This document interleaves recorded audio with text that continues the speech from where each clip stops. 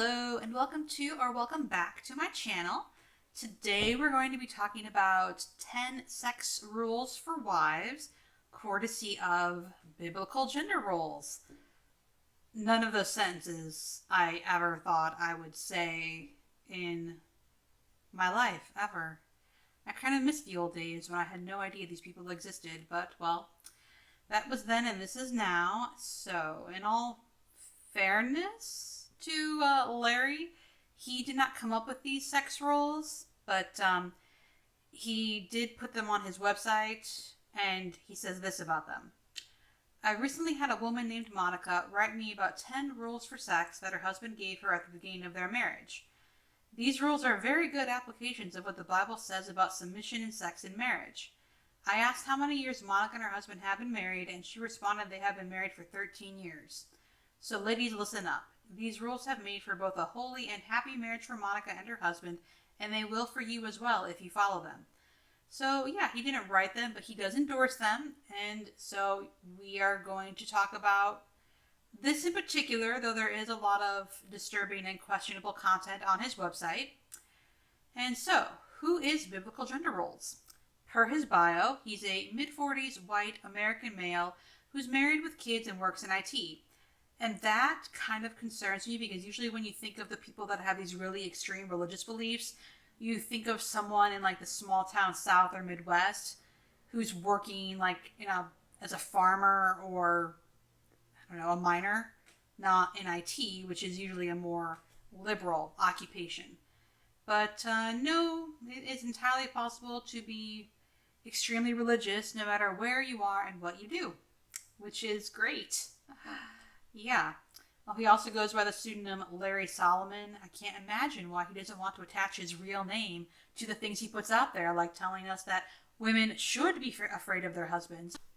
There is a lot on his website to talk about, but that would lead to a very long video, and so today I'm going to focus on one of his newer posts, which was sent to him by Monica. She writes, "Hello, sir. I'm so glad that I found your site. It's hard to find a Christian blog that is honest about sexuality and marriage.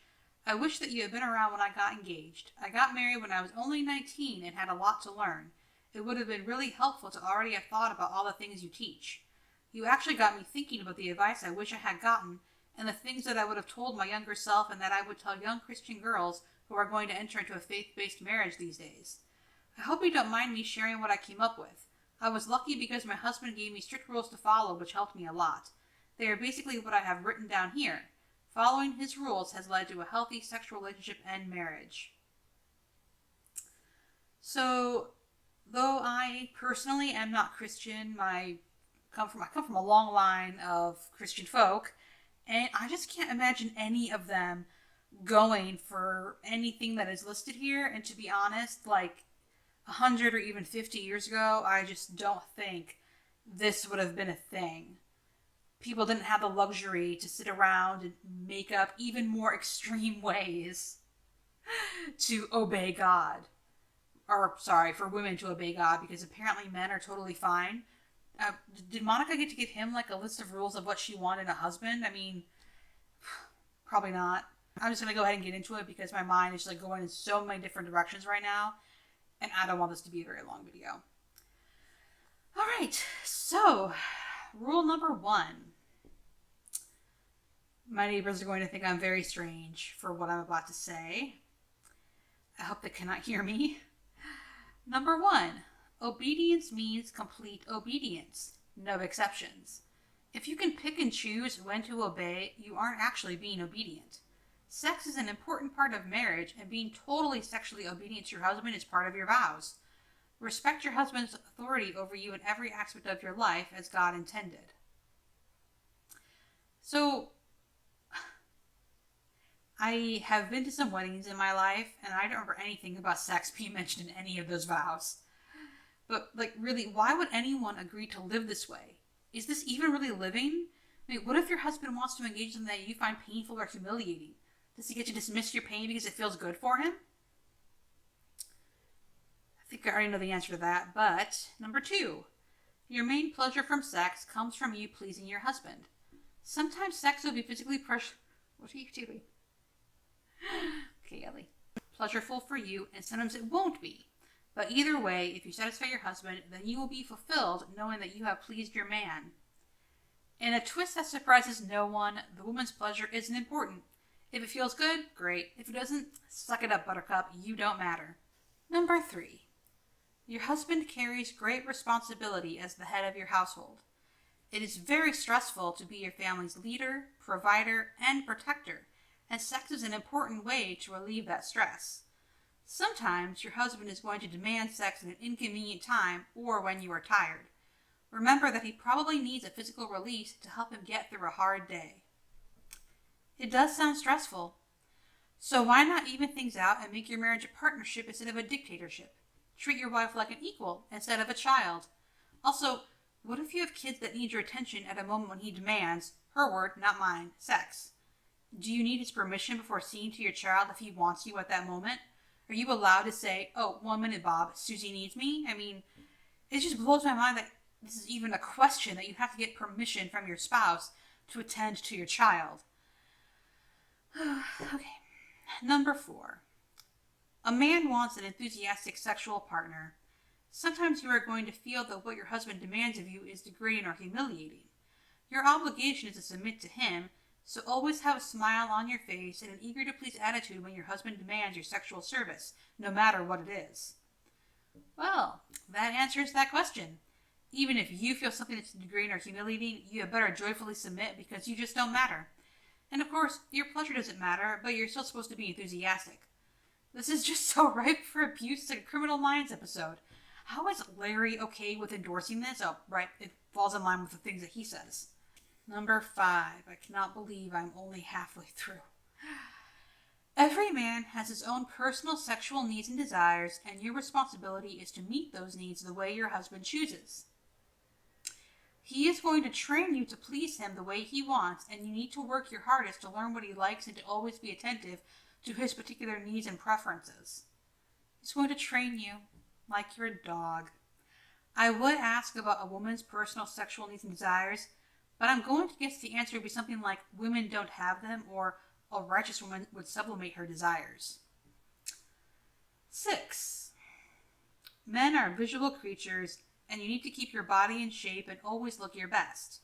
Work out and eat right to keep slim and sexy. Pay attention to your hair and makeup even if you are just at home. Embrace body modifications if your husband thinks they will enhance your beauty. So, $50, a woman is expected to be slim and sexy a month after giving birth. And embrace body modifications. What if you don't think they would enhance your beauty? What if you just don't want to undergo surgery for a cosmetic procedure? What if an implant makes you sick? Does your husband get to decide if you just live with it or get to remove it? Larry put Psalm 45:11 here, and breast implants weren't a thing in the biblical era, so I can't imagine what could be in that verse that could justify this. Number 7. Dress the way that your husband instructs. Men like to show off their wives. You are your husband's prize. Wearing revealing clothes does not make you a slut. You can be a faithful Christian wife and also look like a sexy, desirable woman when your husband takes you out to dinner or out of the town or to the beach. It might take you some time to feel comfortable with some outfits, but you will be happy when you sense your husband's pride when he shows you to the world and lets people know you belong to him. Well, they weren't kidding when they said the husband has complete authority. Random thought, maybe this husband wouldn't be so stressed if we didn't command control over literally everything. Also, isn't there something in the Bible about not coveting? It seems like showing off how hot your prize is, well, no, it's not seems. This is meant to make other men jealous if they don't have what you have. And actively trying to inspire jealousy just doesn't seem very Christ-like. Number 8. The Bible is very clear that your husband is your master and that God expects you to always respect his absolute authority over you and to serve and obey him in every way. As my husband has told me many times, I can do things the hard way or the easy way, but either way I'm going to do them. So take the easy way by submitting to him with a smile on your face. How did Larry receive this and think, yep, I should endorse this on my blog? Oh, right. He thinks women should fear their husbands. Am I right in thinking that if she chose the hard way, he would spank her? I know Christian domestic discipline is a kink, but don't put your kink out there as a way people should live if they want to be right with God. Number 9. sometimes your husband will need to punish you when you fall short of his expectations. Be grateful that he takes the time to correct your behavior and thank him for helping to make you a better Christian wife. Or you could just talk like to adults. I mean, why even bother to get married to a human woman when what he apparently wants is some sort of sex bot? There is like no taking into account anything the woman wants, so he really does want a robot. Although I guess, I don't know, maybe a robot would be less fun. Number 10. A sexually satisfied husband makes for a happy home and marriage, and the key to a sexually satisfied husband is a wife who thinks of his sexual pleasure and embraces her submission to him. Be your husband's sexual pet. Always cheerful and humbly grateful for being the woman that he has chosen to please him. So, did he have any other rules, or did he just bother to make rules about sex? I guess since he controls everything, she would just ask and defer to his opinions regarding anything else. This whole thing is disgusting and questionable and reads like some serious brainwashing. When did Christianity become so focused on sex? I so don't remember this from attending church when I was a kid. I don't think sex was mentioned at all. So that's it, thankfully, for the rules, but there is one comment, and it included this gem. My husband never gave me a set of rules, however, he trained me to be who he wanted me to be, and to dress the way he wanted me to dress.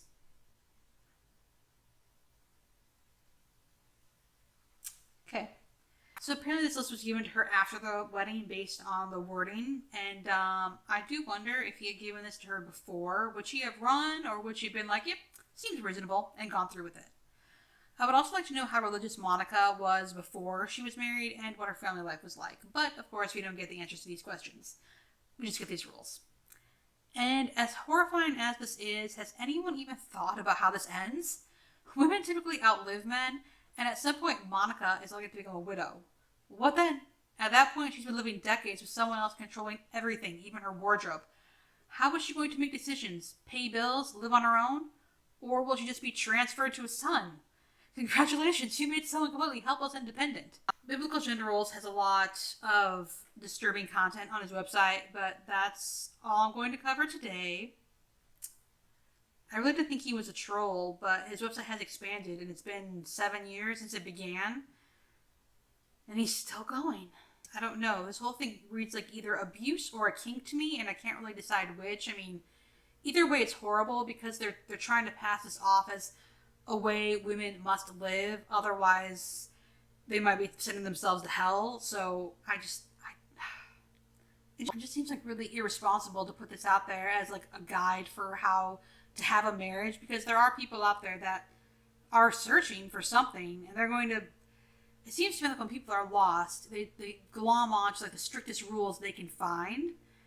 And this seems very strict to me, so it would not surprise me if someone did find this and think they should be living their life this way. And yeah, I think that's going to be about it for me. Clearly, Ellie has decided it's time for me to like go do my laundry and stuff, so yes, BB, I'm going to go do that. I hope everyone else has a good rest of their day, and I will see you in the next video. Bye!